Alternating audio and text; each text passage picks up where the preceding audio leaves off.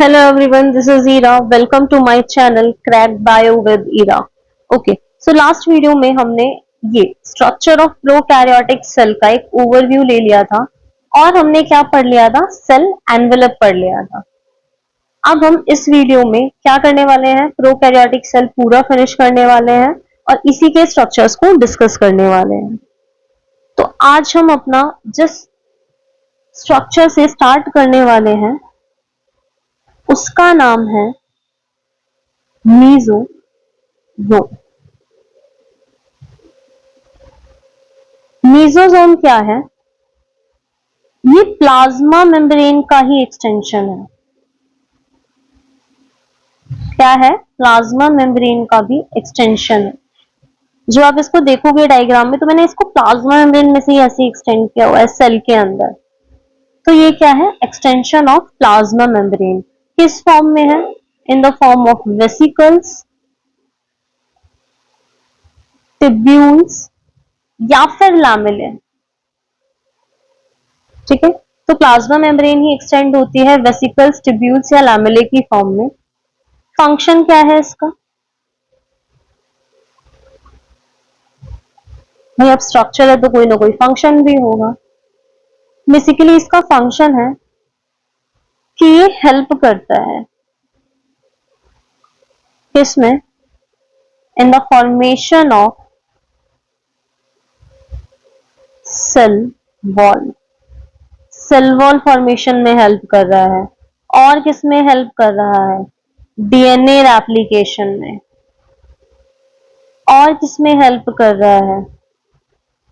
Daughter cell के distribution में, the distribution of daughter cell. और किसमें हेल्प कर रहा है? रेस्पिरेशन में। भाई अब सेल को भी तो कोई स्ट्रक्चर्स चाहिए होंगे ना, प्रोकैरियोट सेल को, कि मतलब रेस्पिरेशन किससे करे, वो उसका डीएनए कहाँ रेप्लिकेट हो। तो ये सब क्या उन सारे प्रोसेसेस में हेल्प कर रहा है। और किसमें हेल्प कर रहा है? कुछ भी सिक्रीशन होना है सेल में से तो उसमें सारी सिक्रेशन प्रोसेसेस में। और क्या कर रहा है? सरफेस एरिया बढ़ा रहा है।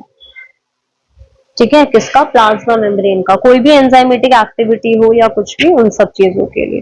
तो ये सारे क्या है? फंक्शन है किसके? मीजोजोम के। तो बहुत ज्यादा इंपॉर्टेंट स्ट्रक्चर होता है ये प्रोकैरियोटिक सेल का। ठीक है, ऐसे ही एक और मेम्ब्रेनस स्ट्रक्चर है जिसको हम बोलते हैं क्रोमैटोफोर। क्या बोलते हैं? क्रोमैटोफोर। ये मिलता कौन सी किस जगह है? प्रोकैरियोट्स में ही मिलता है। प्रोकैरियोट्स में हमारी एनसीईआरटी में एग्जांपल दिया हुआ है साइनोबैक्टीरिया। ठीक है, प्रोकैरियोट्स में साइनोबैक्टीरिया में क्या होते हैं? ये भी भाई ये भी मेम्ब्रेनस एक्सटेंशन है। ठीक है, बट इनके ऊपर क्या प्रेजेंट है? ये भी क्या है? मेम्ब्रेनस एक्सटेंशन है, बट इन एक्सटेंशन के ऊपर प्रेजेंट है पिगमेंट। और ये पिगमेंट क्या करते हैं? इनको कलर प्रोवाइड करते होंगे। ठीक है, तो इन्हें क्या बोल देते हैं? जिन जिन एक्सटेंशन के ऊपर पिगमेंट प्रेजेंट है, क्रोमैटोफोर। ठीक है, अब जंप करते हैं एनसीईआरटी की तरफ कि हाँ एनसीईआरटी में क्या कवर करा रखा है। मीजोजोम एंड क्रोमैटोफोर एक स्पेशल मेम्ब्रेनस स्ट्रक्चर है जिसको मीजोजोम बोलते हैं। ठीक है, जो फॉर्म्ड हो रहा है प्लाज्मा मेम्ब्रेन के एक्सटेंशन से। कहा? Into the cell. ये एक्सटेंशन किस फॉर्म में होते हैं? वेसिकल्स की फॉर्म में होते हैं, टिब्यूल्स की फॉर्म में होते हैं, लैमेले की फॉर्म में होते हैं। क्या फंक्शन है इसका? हेल्प करते हैं सेल वॉल फॉर्मेशन में, डीएनए रेप्लिकेशन में, distribution of daughter cell, respiration में भी हेल्प कर रहे हैं, सिक्रीशन प्रोसेसेस में हेल्प कर रहे हैं, और increase the surface area of plasma membrane and enzymatic content. कुछ प्रोकैरियोट्स में साइनो, जैसे कि साइनोबैक्टीरिया क्या है? दूसरे मेम्ब्रेनस एक्सटेंशन भी है जिनको हम क्रोमैटोफोर बोलते हैं, जिनके पास में क्या है? पिगमेंट है। ओके, तो पिगमेंटेड मेम्ब्रेनस एक्सटेंशन को हम क्या बोल रहे हैं? क्रोमैटोफोर। कहाँ मिलते हैं? ये साइनोबैक्टीरिया में मिलते हैं। तो हाँ भाई, आपकी एनसीईआरटी से आई थिंक एक भी वर्ड नहीं रहा होगा जो मिस हुआ है। अब हम चलते हैं अपने दूसरे टॉपिक की तरफ, विच इज सरफेस स्ट्रक्चर्स। क्या है? Surface structure. सरफेस स्ट्रक्चर्स का क्या मतलब है कि भाई सेल की सरफेस पे कौन कौन से स्ट्रक्चर्स प्रेजेंट है। तो प्रोकैरियोटिक सेल के ऊपर फ्लैजेला मिल जाता है, ठीक है, जो आपकी एनसीईआरटी बोल रही है। और इन्होंने दो स्ट्रक्चर और बताए हैं, पिलाई और फिम्ब्रिया। फ्लैजेला जो स्ट्रक्चर तुम्हारी एनसीईआरटी ने बताया है, ठीक है, फ्लैजेला की जो बात करी है, फ्लैजेला बेसिकली हेल्प करता है किसमें, मूवमेंट में। इसका क्या मतलब है कि जहां पे भी आपका सरफेस स्ट्रक्चर फ्लैजेला प्रेजेंट है वो सेल कैसी होने वाली है, मोटाइल। मोटाइल मतलब मूवमेंट शो करेगी। और अगर एब्सेंट है, अगर एब्सेंट है तो कैसी होने वाली है, नॉन मोटाइल, मतलब कोई मूवमेंट शो नहीं करेगी, ठीक है। फिम्ब्रियाई और फ्लाई बेसिकली सरफेस स्ट्रक्चर्स हैं, मूवमेंट में इनका कोई रोल नहीं है। क्या इनका फंक्शन है, कैसे है, डिस्कस करते हैं। पहले बात करते हैं फ्लैजेला, पहले बात करते हैं flagella.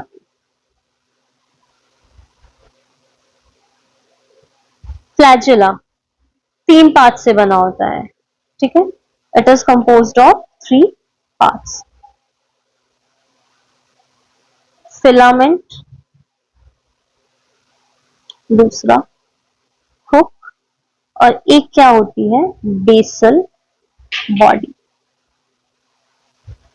Suppose this is the basal body, ये होगा, हो गया हुक, और ये फिलामेंट, ऐसे सेल के बाहर जो पोर्शन आ रहा है। तो इसमें आपका सबसे लॉन्गेस्ट स्ट्रक्चर कौन सा है, आपका सबसे लॉन्गेस्ट पोर्शन कौन सा है, फिलामेंट, जो कहां एक्सटेंड है, सेल सरफेस से बाहर की तरफ, ठीक है। This is basal body and this is hook, और ये आ गया हमारा फिलामेंट। बस फ्लैजेला के बारे में इतनी ही बात करी हुई है। इसके बाद में क्या बताया हुआ है, इसके बाद में बताया हुआ है कि दो और सरफेस स्ट्रक्चर है, फिम्ब्रियाई और फिलाई नाम के, ठीक है।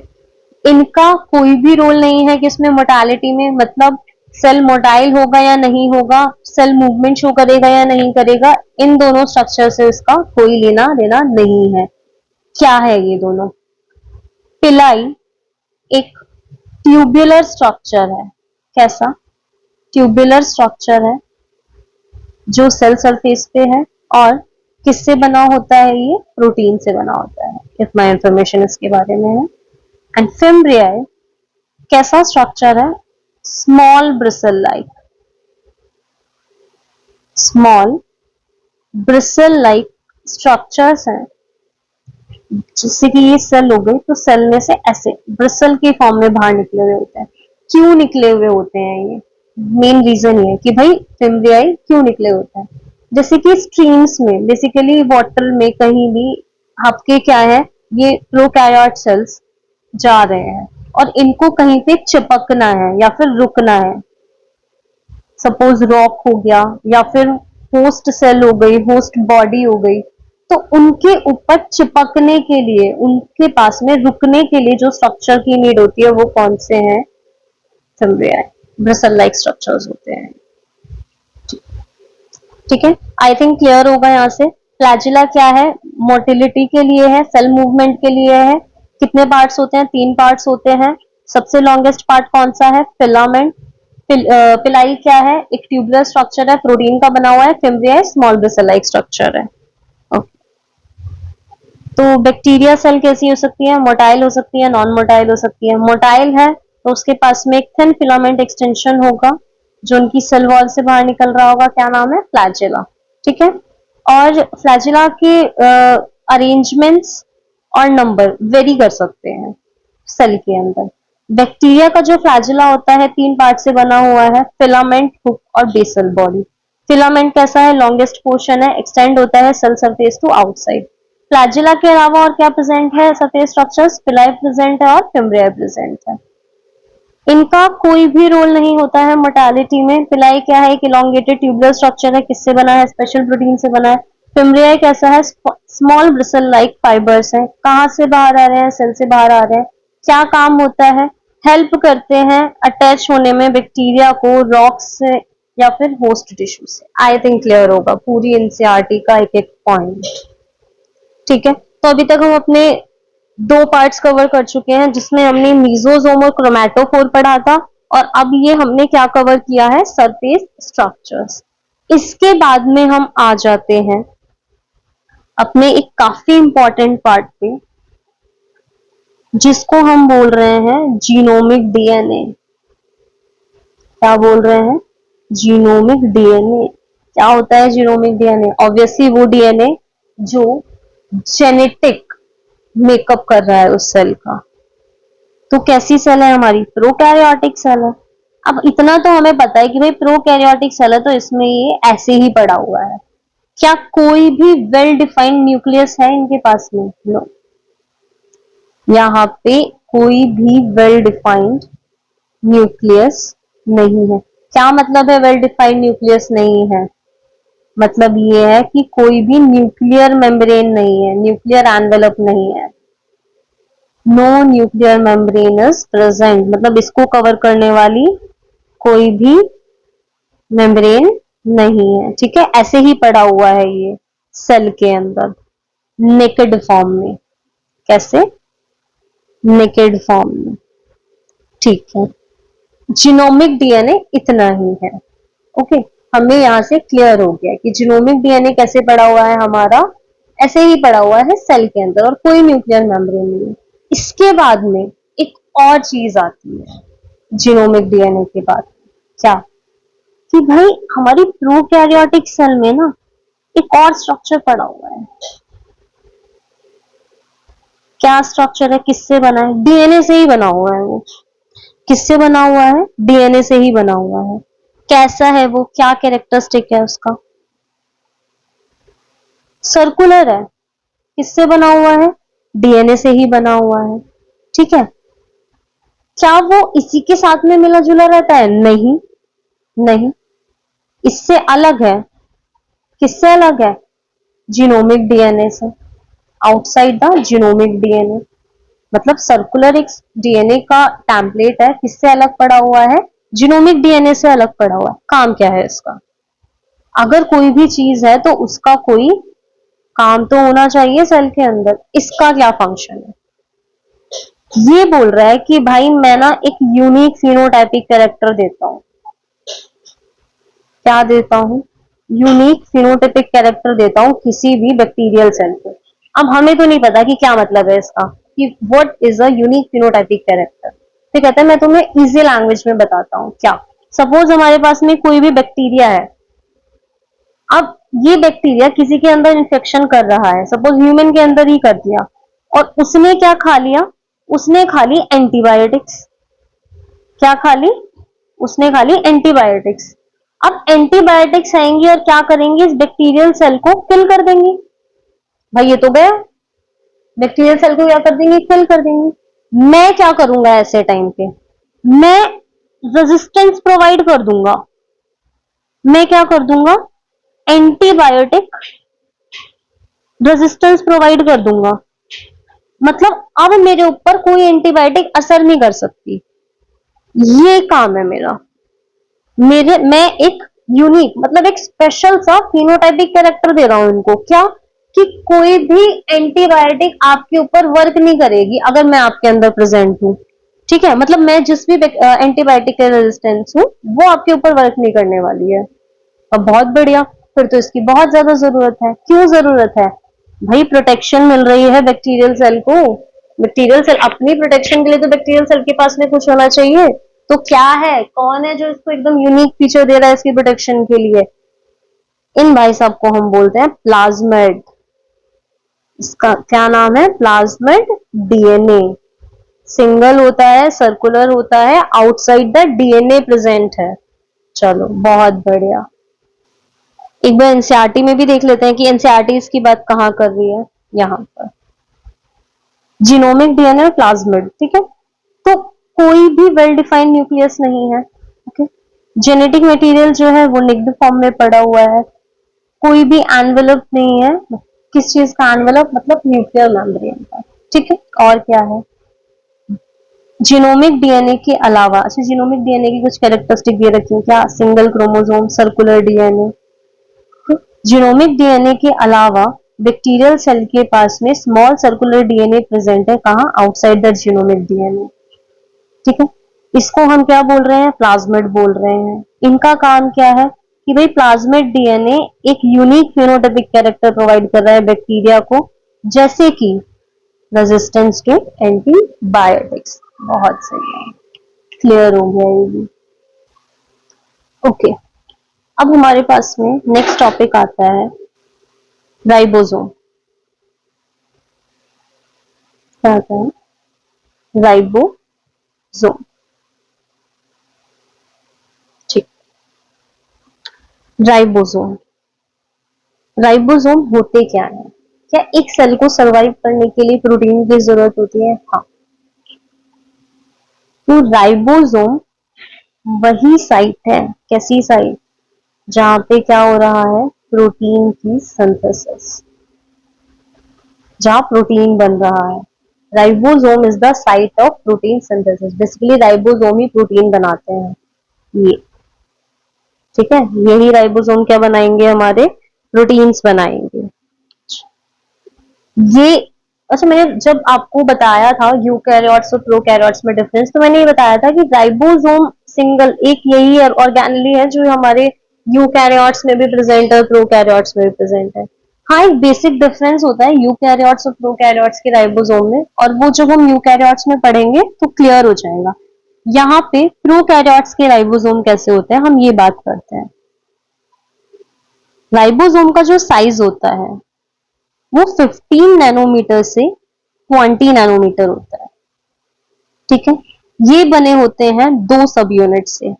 एक सब यूनिट कैसी है, स्मॉलर, और एक कैसी है, लार्जर। स्मॉलर सब यूनिट का साइज क्या है, 50s, और लार्जर वाली का साइज क्या है, 30, स्मॉलर वाली का है 30s और लार्जर वाली का साइज क्या है, 50s। और जब ये दोनों सब यूनिट एक साथ प्रेजेंट होती है प्रोकैरियोटिक सेल में, तो इसे हम क्या बोलते हैं, 70s। तो हमारी प्रोकैरियोट का जो राइबोसोम है वो कितना है, 70s राइबोसोम प्रेजेंट होता है प्रोकैरियोट्स में। अब आप बोलोगे कि भाई मैथ्स के हिसाब से तो ये बिल्कुल गलत है, तो 80 होना चाहिए था। तो भाई मैथ्स एक तरफ और हमारी बायो एक तरफ। हमारी बायो में जब हम राइबोसोम की बात करेंगे तो 50s प्लस 30s कितनी सब यूनिट बना रही है, 70s। ठीक है, तो ये प्रोकैरियोटिक राइबोसोम की बात हो रही है। हमें ये तो पता चल गया कि राइबोसोम करता क्या है, प्रोटीन सिंथेसिस करता है, प्रोटीन बनाता है, कैसे बनाता है। ये मैंने बना दिए बहुत सारे राइबोसोम। ठीक है, जब बहुत सारे राइबोसोम और मैंने बना दिया ये mRNA। mRNA का मतलब क्या है, मैसेंजर आरएनए, वो आरएनए जो कोई मैसेज लेके जा रहा है। ठीक है, तो जब बहुत सारे राइबोसोम एक mRNA के साथ में प्रेजेंट होते हैं तो हम उसको क्या बोलते हैं, हम उसे बोलते हैं पॉलीराइबोसोम या फिर पॉलीसोम्स या फिर पॉलीसोम्स। अच्छा, एक और चीज है जो मैं थोड़ा सा एक्स्ट्रा बताती हूँ, वो हम कहाँ पढ़ने वाले हैं, अपनी 12th में पढ़ने वाले हैं, 12th की बायोलॉजी में। क्या होता है कि भाई जो नीट वाले बच्चे हैं थोड़ा बहुत उन्हें आइडिया होगा कि डीएनए से डीएनए बनने को हम क्या बोलते हैं, रेप्लिकेशन। डीएनए से आरएनए बनने को हम क्या बोलते हैं, ट्रांसक्रिप्शन। और आरएनए से प्रोटीन बनने को हम क्या बोलते हैं, ट्रांसलेशन। भाई जब भी कोई डीएनए को अपने आप को एक्सप्रेस करना है तो वो कैसे एक्सप्रेस करता है, प्रोटीन की फॉर्म में। ठीक है, डीएनए खुद को डायरेक्टली एक्सप्रेस नहीं करता, वो खुद को एक्सप्रेस करता है प्रोटीन की फॉर्म में। तो उसे पाथवे फॉलो करके जाना होता है। क्या पाथवे, ये पाथवे कि डीएनए से आरएनए बनता है ट्रांसक्रिप्शन होके, और आरएनए से प्रोटीन बनता है ट्रांसलेशन होके। तो हमारे पास में अभी हम क्या बात कर रहे हैं कि भाई हमें प्रोटीन बनाना है, ठीक है। प्रोटीन बनाना है, कौन बनाएगा प्रोटीन? ये राइबोसोम बनाएंगे। कौन बनाएगा? ये राइबोसोम बनाएंगे, ठीक है। हमें ये तो पता है कि प्रोटीन कौन बनाएगा? राइबोसोम बनाएंगे। और किससे बनाएंगे? अब हमें थोड़ा सा ये भी पता चल गया, आरएनए से। हमारे पास में कौन सा आरएनए है जिससे हम प्रोटीन बनाने वाले हैं? हमारी एनसीईआरटी ने कहा है कि हम एमआरएनए से बनाएंगे, ठीक है, मैसेंजर आरएनए से बनाएंगे। और हमें इस एक चेन का नाम भी पता चल गया, क्या नाम है? पोलीसोम या फिर पोलीराइबोसोम। तो आपकी एनसीईआरटी क्या कहती है कि राइबोसोम, राइबोसोम किसके राइबोसोम? पॉलीसोम के राइबोसोम क्या करते हैं? ट्रांसलेट करते हैं एमआरएनए को प्रोटीन में। क्या कर रहे हैं? एमआरएनए को प्रोटीन में ट्रांसलेट। क्या ट्रांसलेट? वही भाई प्रोसेस को बोल रहे हैं ट्रांसलेशन। कहने का मतलब ये है कि एमआरएनए से प्रोटीन बना रहे हैं क्या? पोलीराइबोसोम के राइबोसोम, ठीक है, क्लियर है। पढ़ लेते हैं हम एक बार जाके। अच्छा, क्या बोल रही है आपकी एनसीईआरटी कि भाई ये रहा राइबोसोम। राइबोसोम किसके साथ एसोसिएटेड होते हैं? प्लाज्मा मेम्ब्रेन के साथ में। क्या साइज है? 15 नैनोमीटर से 20 नैनोमीटर। किससे बने हुए हैं? दो सब यूनिट से, 50s और 30s। एक साथ प्रेजेंट है तो उनको क्या बोलते हैं? 70s, which is prokaryotic ribosome. और क्या है? राइबोसोम साइट है प्रोटीन सिंथेसिस की। जब बहुत सारे राइबोसोम, ऐसे बहुत सारे राइबोसोम एक साथ मिलते हैं तो अटैच हो जाते हैं, एक साथ मिलते हैं और अटैच हो जाते हैं एमआरएनए से। किससे? एमआरएनए से। तो उस चेन को हम क्या बोलते हैं? पॉलीराइबोसोम या पॉलीसोम। अब क्या बात कर रहे हैं कि भाई पॉलीसोम के, ये जो पूरी पॉलीसोम है इसके जो राइबोसोम्स हैं, मतलब ये राइबोसोम क्या करते हैं? ट्रांसलेट करते हैं किसको? एमआरएनए को प्रोटीन्स में। क्लियर है? हाँ, हो जाना चाहिए इसके बाद में तो कोई बात नहीं। इसके बाद में हमारा, यहाँ पे आपका राइबोसोम खत्म है, हमारा जो एक टॉपिक रहता है वो रहता है इंक्लूजन बॉडीज। कौन सा टॉपिक रहता है? Inclusion bodies. इसके बाद आपका प्रोकैरियोटिक सेल खत्म हो जाएगा भाई। इंक्लूजन बॉडीज क्या होता है? ये आपकी ये प्रोकैरियोटिक सेल है, ठीक है। भाई सेल के अंदर कुछ चीजें स्टोर्ड तो होती है ना, कुछ तो स्टोर्ड फॉर्म में चीजें रहती हैं, ठीक है। तो कुछ स्टोर्ड रिजर्व्ड मटेरियल होता है कि भाई हमारे पास में कुछ मटेरियल है जो हमें सेल के अंदर स्टोर करना है। इन्हीं रिजर्व्ड मटेरियल को हम क्या बोल रहे हैं? Inclusion bodies. इन्हीं रिजर्व्ड मटेरियल को हम क्या बोल रहे हैं? Inclusion bodies. और क्या बात है? इनके ऊपर कोई भी मेम्ब्रेन नहीं होती है। They are not bounded by any membrane. ऐसे ही एकदम फ्रीली पड़े रहते हैं। कहाँ पे? साइटोप्लाज्म में। दे लाई फ्री इन द साइटोप्लाज्म। कुछ एग्जाम्पल दे रखे हैं इसके, क्या? फॉस्फेट ग्रैन्यूल्स, साइनोफाइशियन ग्रैन्यूल्स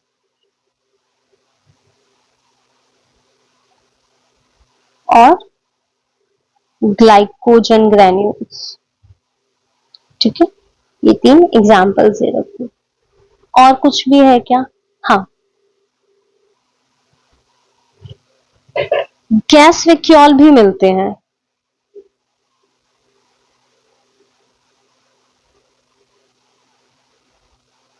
क्या है? गैस वैक्यूल्स भी मिलते हैं। कहाँ मिलते हैं? ब्लू ग्रीन या फिर purple and green photosynthetic bacteria में।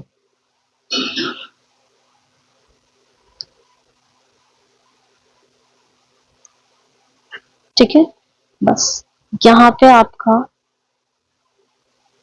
एक प्रोकैरियोटिक सेल